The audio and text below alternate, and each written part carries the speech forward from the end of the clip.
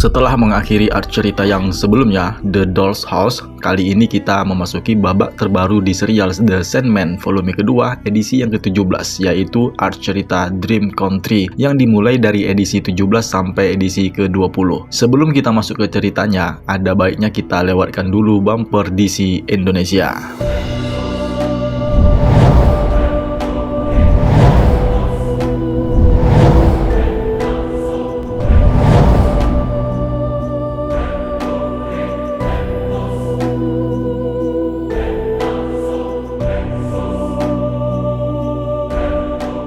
Pada tahun 1989 di Inggris, di sebuah tempat seorang pria, Richard Maddox, didatangi seorang ahli bedah lokal yang bernama Felix Garrison untuk melakukan transaksi bezoar. Tidak seperti bezoar pada umumnya. Dalam kasus ini, bezoar yang ada pada Felix Garrison tersebut termasuk jenis trichobezoar, bola rambut, yaitu merupakan segumpal rambut yang berada di dalam perut seorang wanita dengan sindrom Rapunzel yang menyebabkan orang itu selalu memakan rambutnya sendiri. Setelah memberikan bezoar tersebut kepada Maddox, Felix Garrison pun mengeluarkan buku karya Richard Maddox dan memintanya untuk menandatangani salah satu karyanya yang terbaik itu, yaitu The Cabaret of Dr. Caligari. Setelah ditandatanganinya, Felix Garrison pun bertanya untuk menerbitkan sequel cerita novelnya itu. Namun Richard pun menjawab untuk sementara ini dia belum memiliki ide yang baik untuk melanjutkan novelnya itu. Yang kemudian Felix Garrison pun berpamitan. Tepat di saat itu telepon pun berdering. Panggilan telepon itu ternyata dari pihak perusahaan yang menunggu kabar dari Richard Maddox untuk melanjutkan penulisan novelnya. Namun disangka Richard bahwa pekerjaannya itu sebentar lagi akan selesai dan memintanya untuk tidak mengganggunya. Setelah mendapatkan bezoar, dia pun kemudian mengunjungi seorang penulis tua eksentrik yang bernama Erasmus Fry yang sebenarnya sangat terobsesi dengan bezoar tersebut. Dan karena bezoar itu sekarang ada bersamanya,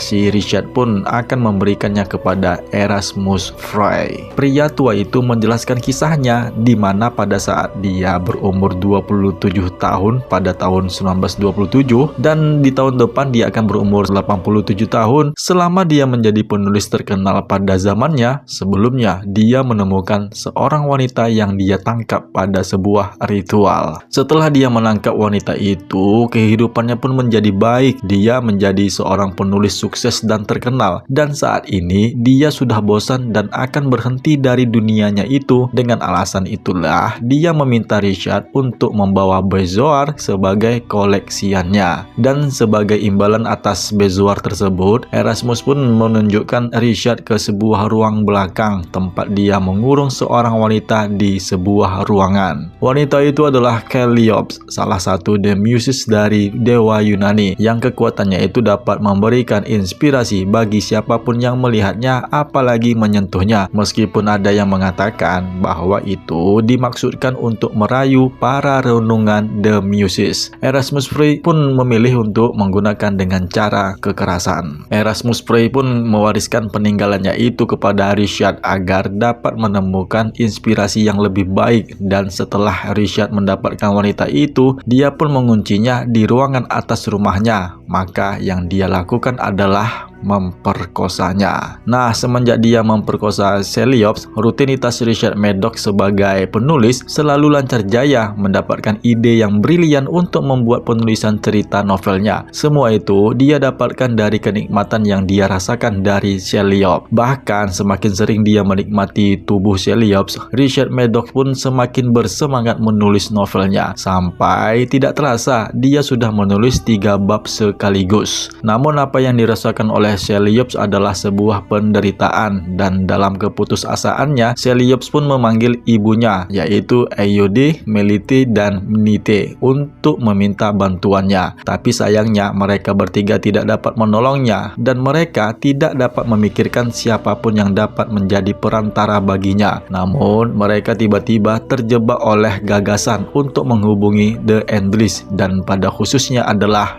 Dreams. Nah, mendengar namanya Dreams, si Sheliops pun enggan menerima bantuannya jika itu yang ditawarkan mereka, karena dia beralasan mereka telah berpisah dengan cara yang tidak baik. Yang akhirnya mereka pun menghilang dan Sheliops pun menjadi putus asa dan tidak ada lagi nih cara yang bisa membantunya. Maka satu-satunya cara tersebut adalah meminta bantuan Dream of the Endless. Disinilah kemudian Sheliops pun teringat bagaimana ceritanya dia ditangkap oleh seorang manusia. Pada saat itu di tahun 1927 di sebuah gunung yang bernama Gunung Helicon, Sheliops turun ke bumi dan sedang mandi di sebuah sungai. Dia meninggalkan gulungan scrollnya di tepian sungai. Tapi ternyata dia dikejutkan oleh kemunculan seorang penulis, Erasmus Frey, yang membawa bunga molly dan gulungannya. Ketika dia memberitahukan namanya, Frey pun membakar gulungannya dan sejak saat itulah Sheliops, seorang dewi Yunani, menjadi tuannya Erasmus Frey yang akan selalu menuruti semua keinginan dan hasratnya. Setelah dia mengingat ceritanya itu, tiba-tiba kemudian Richard Madoc yang baru saja selesai mengerjakan tulisannya, dia menghampiri Sheliops yang sedang berputus asa. Richard yang sedang dalam keadaan telanjang memberitahu Sheliops dia telah menyelesaikan novelnya. Meskipun Sheliops terlihat berpura-pura senang, dia bertanya apakah Richard akan membiarkannya pergi. Namun sayangnya Richard malah menjawab wanita itu akan selalu tetap menjadi miliknya, sampai pada akhirnya dia sendirilah yang akan mengatakan dia sudah bebas dari dirinya. Yang akhirnya Richard pun melakukan ruda paksa dengan Sheliops. Atas perlakuan dan keinginan Richard Madoc tersebut, Richard pun meraih kesuksesan besar selama beberapa tahun berikutnya. Dari tahun 1987 dia membuat acara pesta yang fantastis atas karya novelnya yang semakin sukses, mendapatkan tawaran membuat cerita tambahan yang lainnya. Dia juga menjadi pembicara di acara talk show, mendapatkan kesepakatan untuk menjadi sutradara film untuk mengangkat cerita novelnya ke layar lebar di tahun 1989, dan di tahun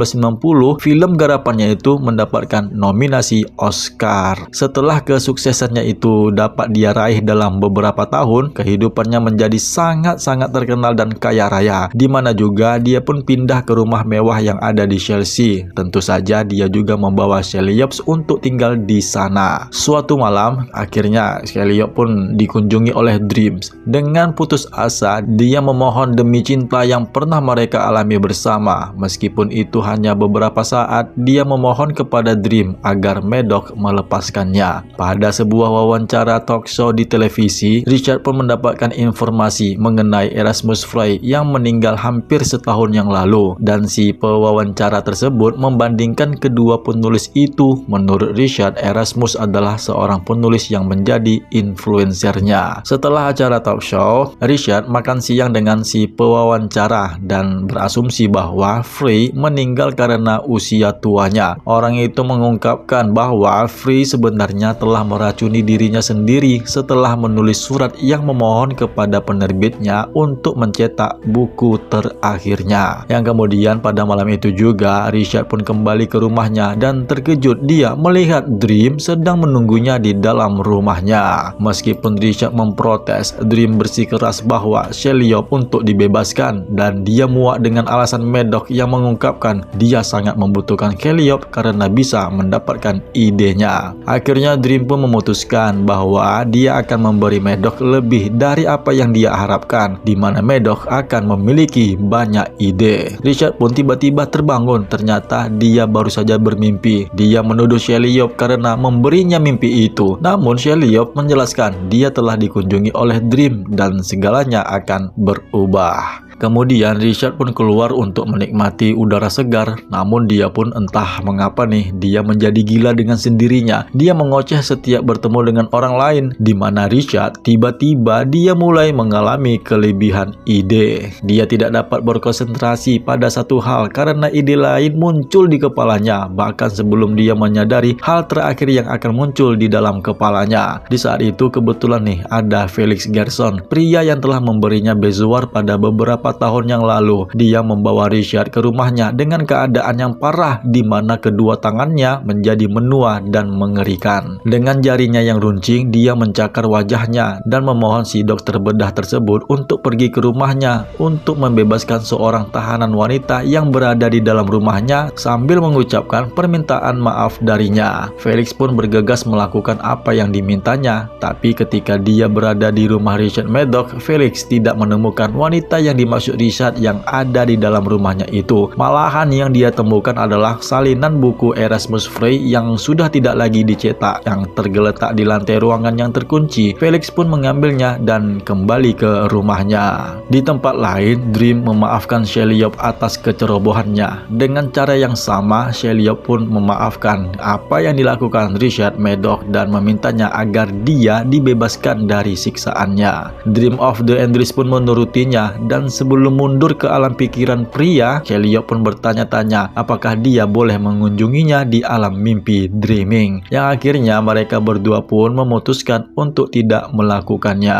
Setelah Dream membebaskan Richard Maddox, pria itu sepertinya sudah tidak punya ide lagi sama sekali untuk melanjutkan pekerjaannya sebagai penulis, dan cerita selanjutnya adalah Dream of a Thousand Cats. Nah, itulah dia pembahasan art cerita Dream Country bagian pertama dari serial The Sandman volume kedua. Kenalkan, nama aku Jimmy Brainstorming. Terima kasih sudah menonton video ini. Jangan lupa subscribe channel DC Indonesia. Yeah.